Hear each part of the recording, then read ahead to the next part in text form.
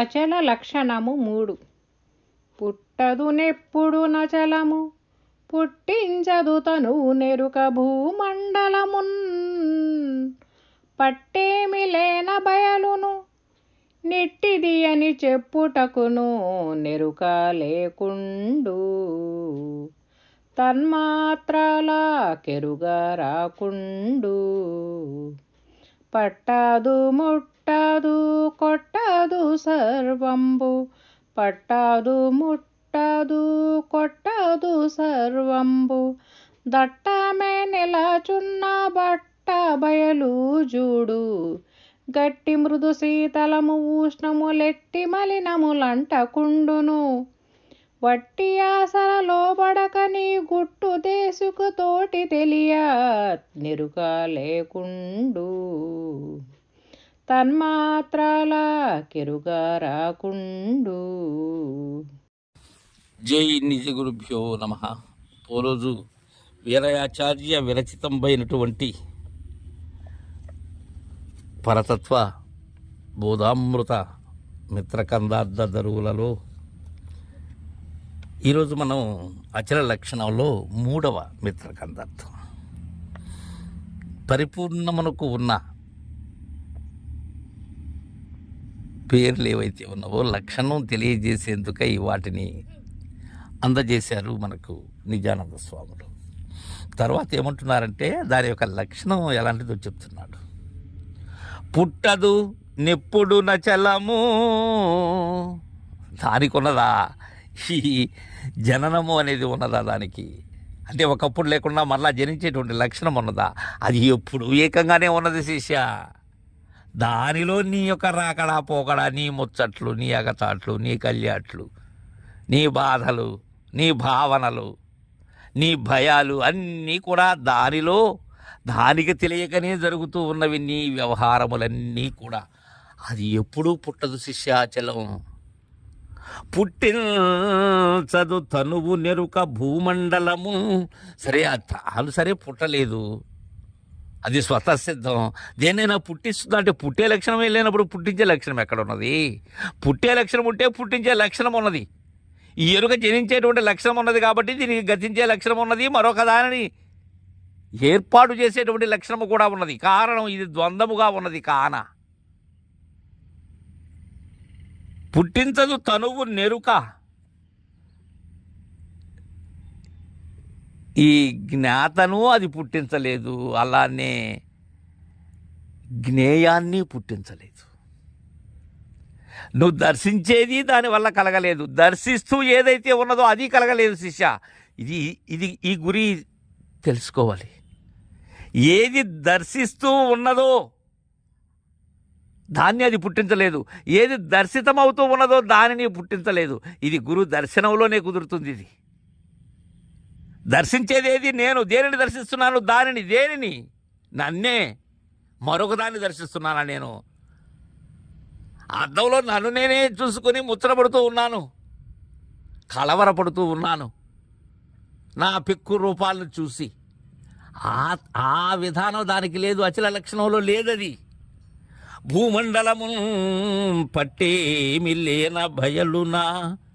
ఈ భూమండలమేమి జలమండలం కానీ, అగ్నిమండలం, వాయుమండలం, నా భూమండలం, నా మండలం, ఏ మండలము లేదు. అఖండ మండలాకారం కూడా కాదది. ఈ సర్వచరాచరము ఏదైతే ఉన్నదో ఇవన్నీ కూడా నాకు సంబంధించినటువంటివి. ఈ పరబ్రహ్మం అనే మూల ప్రకృతి, మూల మాయకు సంబంధించినటువంటివి. పట్టే దేనిని ఒకదానితో పట్టే లేదు దానికి. ఇట్టిది అని చెప్పుటకును నెరుక లేకుండు. తన్మాత్రాల కెరుగా రాకుండు. తన్ను తాను నేను ఇలాంటి దానిని, నేను పరిపూర్ణాన్ని, నేను బట్టబయలును, నేను భూమను అని చెప్పేదానికి దానికి ఎరుకున్నదా? అవన్నీ ఉన్నది నాకు ఉండబట్టే అనేక పేర్లు పెట్టాను. నాకు తెలియని దానికి, నేను చూడని దానికి ఎన్నో పెట్టాను. అయితే దానికి ఉన్నదా? దానికి లేదు. తన్మాత్రలకు ఎరుక రాకుండు. ఈ శబ్దస్పర్శ రూపరసగంధాదులు అనబడేటువంటి పంచ తన్మాత్రలు ఏవైతే ఉన్నావో వాటికి ఎరిగేదానికి అవకాశం లేదది. ఎందుకని లేదు? ఈ 15 కూడా 15 లక్షణాలుగా ఉన్నది. ఇది పంచదశతో ఎలా? శబ్దగుణంతో ఆకాశం, శబ్దస్పర్శములతో వాయువు, శబ్దస్పర్శ రూపములతో ఉన్న అగ్ని, శబ్దస్పర్శ రూప రసములతో ఉన్న జలం, 5 తన్మాత్రలతో ఉన్న భూమి. ఈ 15 వీటికి ఎరిగేందుకు వీలవుతుందా? పంచభూతములు ఏవైతే ఉన్నావో అవి దానందు ఉన్నప్పటికీ ఈ పంచభూతములే పంచవింశతిగా మార్పులు చెందుస్తూ ఉన్నప్పటికీ దానికి ఆ ఎరుకే లేదు. దేనికి? ఉన్నదానికి. పట్టాదు ముట్టాదు కొట్టాదు సర్వంబు దట్టమై నిలాచున్న బట్ట బయలు చూడు. ఇది అనాలి అంటే సమర్థులై అంది పొందిన శరీరులైనటువంటి అలాంటి అనుభవాన్ని గ్రోలిన వారికి సాధ్యం. పట్టదు, పట్టి చూడు, ముట్టి చూడు దాన్ని. ఏముంటే ముట్టుతావు, ఏముంటే పడతావు దాన్ని. ఏమీ లేదది. కొట్టాదు, కరచరణాదులు ఉన్నాయా? ఎలానూ కొట్టదది. సర్వంబు దట్టమై నిలుచున్నా. ఇక్కడ ఉన్నది సంజ్ఞ. ఎలా నిలుచున్నది అది? ఆ నిలిచిన విధానం ఎలా నీకెలా తెలుస్తుంది? ముందు నేను పక్కగా తప్పించి తెలుస్తుంది. నీవనే తెర ఏదైతే ఉన్నదో దాన్ని పక్కగా తప్పించు. ఆ దర్వాజాని గురువు దగ్గర ఒక్కసారి తెరిపించు. అది ఎలా ఉన్నదో తెలుస్తుంది. అలా ఎలా ఉన్నదో తెలిసిన తర్వాత నువ్వెక్కడున్నావు, అది ఎలా ఉన్నది అని చెప్పేందుకు నువ్వు లేవు నాయన. అక్కడ బట్టాబయలు చూడు అంటున్నాడు, చూడమంటున్నాడు. గురుమూర్తి చూపకపోతే ఎలా అది? అప్పటి వరకు నేను గురువు ఇద్దరం ఉన్నాం. గురుమూర్తి చూపేనేని పరిపూర్ణము తనకు లెస్స ప్రత్యక్షమవురా అంటారు కృష్ణప్రభు దేశికేంద్రుల వారు. ఆ మహనీయులు అన్నటువంటి మాట అది. అయితే ప్రత్యక్షం అవ్వాలంటే నేను ఉండాలి కదా. నేను ఉంటే కదా ప్రత్యక్షం అవుతుంది. ప్రత్యక్షమైన పిమ్మట నేనున్నానా? గట్టి మృదు శీతలము ఉష్ణము లెట్టి మలినములంటకుండును వటి ఆశలలో బడక నీ గుట్టు దేశికు తోటి తెలియా.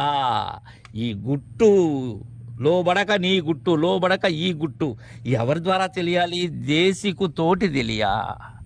నీకై నీకు ఎన్ని శాస్త్రములు, ఎంత మేధా సంపన్నుడవైనప్పటికీ కూడా దేశికుని కరుణ లేనట్లయితే ఇది తెలియదు, తెలియదు, తెలియదు. ఆయన ఇచ్చినటువంటి సంజ్ఞ, ఆయన నీపై చూపిన కనికరము, ఆ కీలు ఆయన దగ్గర ఉన్నది. గట్టి మృదు శీతలము ఉష్ణం. గట్టి లేదు, మృదుత్వము లేదు, ద్వంద్వమే లేదు దానికి. అలానే శీతలము లేదు, ఉష్ణము లేదు. ఈ వాయువుకు సంబంధించినటువంటి అంశములే లేవు దానికి. ఇది గట్టిదని, అది మృదువుగా ఉన్నదని, ఇక్కడ చల్లగా ఉన్నదని, వేడిగా ఉన్నదని అది కాదు కదా. అది అవన్నీ దానిలో ఉన్న నాకున్నాయి. అవి గట్టితనం, మృదుతనం, శీతలం, ఉష్ణం ఇవన్నీ నాకున్నాయి. ఎట్టి మలినములు అంటకుండును. అలాంటి మలినాలేది అంటనటువంటి నిర్మలము శిష్య అది. అట్టి ఆశలలో బడక. ఎట్టి ఆశలు? ఈ ద్వైదోషములు అనేటువంటి ఆశలు ఏవైతే ఉన్నావో, ఆశ అంటే నేను ఉండాలి కదా, నేను ఉంటేనే కదా ఆశ. ఇది గట్టిగా ఉన్నదని ఆశ, లేక అది నాదని ఆశ. ఇదంతా నా ప్రతిరూపమే కదా. దేశికు తోటి తెలియ ఎరుక లేకుండు. అలా తెలిసినట్లయితే ఇంకున్నదా? బట్టబయలును చూడు అన్నాడు, ఇంకెరుకున్నదా? లేదు అని తెలియజేశారు. తర్వాత మిత్రకందార్థం రేపు ముచ్చటించుకుందాం. జై గురుదేవా.